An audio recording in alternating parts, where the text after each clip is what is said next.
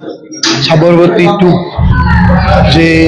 সাবৰমতী এক্সপ্ৰেছৰ ওপৰত একচুৱেলি মই এতিয়াতো পুৰা ফিল্মটো শেষ হোৱা নাই, তো যিমান ফিল্মলৈকে চালোঁ যে সাংবাদিকৰ যি আমাৰ ভূমিকা এইটো একচুৱেলি মানে এই ভূমিকা হ'ব লাগে, যিটো আমাৰ চতুৰ্থ গণতন্ত্ৰৰ লগতো আমাৰ সাংবাদিকে আমাৰ দেশত গঢ়া ভাঙাত চব। এইকাৰণে সাংবাদিকৰ যিটো দেখাইছে যে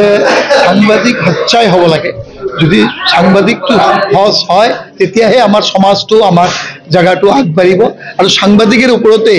আমাৰ দেশখন চলে, আমাৰ ভৱিষ্যত চলে, ৰাইজ সব এই বস্তুটো দেখাই আছে। এতিয়ালৈকে মই হাফ টিভিলৈকে চাইছোঁ, তো ইয়াত মই চালোঁ যে এজন সাংবাদিক আছিল যেটো আমাৰ গোধৰা কাণ্ডৰ ওপৰত, তো এজন সাংবাদিকে বস্তুটো মানে ৰিয়েল দেখাই আছে, তাক কেস টেস কৰি কিবা কিবি কৰি তাক ফচাই দিলে, আৰু যেটো ফলস সাংবাদিকজনে এজন মহিলাই এখেতে দেখাইছে ইয়াক একদম ওপৰত উঠাই সি একদম হিৰোইন হৈ, আৰু এই ইবিটি নিউজটো যেটো দেখাইছে ইহঁতে বহুত ডাঙৰ কোম্পানী হৈ এতিয়ালৈকে এইটোই আৰু চালোঁ। কিন্তু মই আজি ইয়াত আহি কোকৰাঝাৰত যে চিনেমা হলত ইমান ভাল ফেচিলিটি আছে,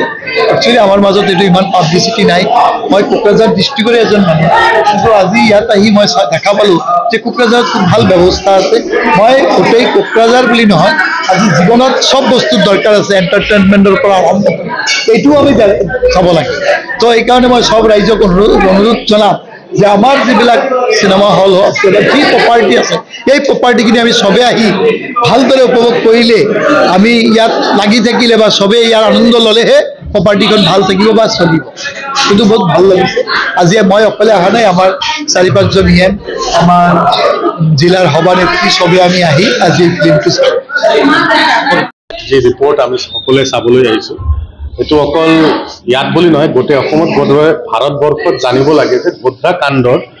বিশেষকৈ কি ভিতৰত তাৰ এটা ৰহস্য তাত লুকাই আছে। আৰু এইখন যিখন আমি এতিয়া ফিল্মখন চাই আছোঁ, সেইখন হ'ল অৰিজিনেল ঘটনা, য'ত নেকি গোধৰা কাণ্ডত কেনেকৈ মিডিয়া মেনিপুলেশ্যন আৰু পলিটিকেল পাৰ্টিৰ ইণ্টাৰভেনশ্যনত যিখিনি তথ্য আছিল, যিকেইটা মানুহ মৰিছে, যিকেইজনৰ ওপৰত অত্যাচাৰ হৈছে, সেইখনত কেনেকৈ এটা পুৰা ছেগমেণ্টটোকে নাইকিয়া কৰি দিয়া হ'ল। আৰু সাবৰমতী যিখন ইনচিডেণ্ট হৈছিল সেইটো এটা ট্ৰেইন এক্সিডেণ্ট, কিবা এটা মিছমেনেজমেণ্ট অফ ৰেলৱে বুলি সেইটো কাটি দিয়া হ'ল। কিন্তু তাৰ আঁৰৰ যিখিনি ঘটনা হৈছিল সেই ঘটনাটোৰ ওপৰত আজি এইখন ফিল্ম আমি ইয়াতে চাবলৈ আহিছোঁ, যিখন আমাৰ গোটেই ইণ্ডিয়াত ৰিলিজ হৈছে। আৰু এইখন ৰিলিজ আৰু চোৱাৰ দৰকাৰটো কিয় আজিৰ জেনেৰেশ্যনত, তেওঁলোকে জানিব লাগিব যে 2002ত যিখন গোধৰা কাণ্ডত লৈ গোটেই বিশ্বত এটা নেৰেটিভ ইণ্ডিয়াৰ ওপৰত বনোৱা হৈছিল যে আজিৰ দিনত বিজেপি শাসিত এটা অঞ্চলত তাতে এটা ঘটনা ঘটিছিল, আৰু এই ঘটনাটো কেনেকৈ মিছলিড কৰি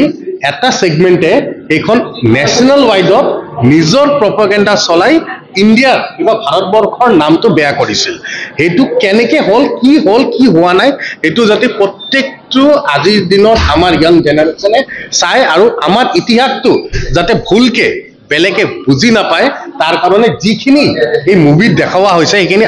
মই আপিল কৰিম গোটেই অসমত, গোটেই ভাৰতবৰ্ষত আপোনালোকে এবাৰ চাব মুভিখন চোৱাৰ পিছত আপোনালোকৰ মনত 2002 গোধৰা কাণ্ডত যিখিনি ইমান দিনে আপোনালোকে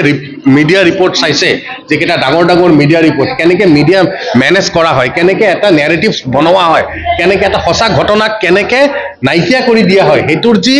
আসল তথ্যটো সেইটো আজি এইখন মুভিত আপোনালোকে চাবলৈ পাব। আৰু আমি গোটেই কোকৰাঝাৰত থকা যিখিনি বিশিষ্ট মানুহ আছে, আমাৰ পাৰ্টি ৱৰ্কাৰ্ছ আছে, আমাৰ অফিচ বিয়াৰাৰৰ পৰা আদি কৰি MCLA EM সকলোৱে ইয়াত আহি আজি এই মুভিখন চাই আমি এটা বাৰ্তা দিব বিচাৰিছিলোঁ আমাৰ প্ৰত্যেকটো জনগণক যে আপোনালোকে অন্ততঃ এইখিনি বস্তু চাওক, যিখিনি বস্তু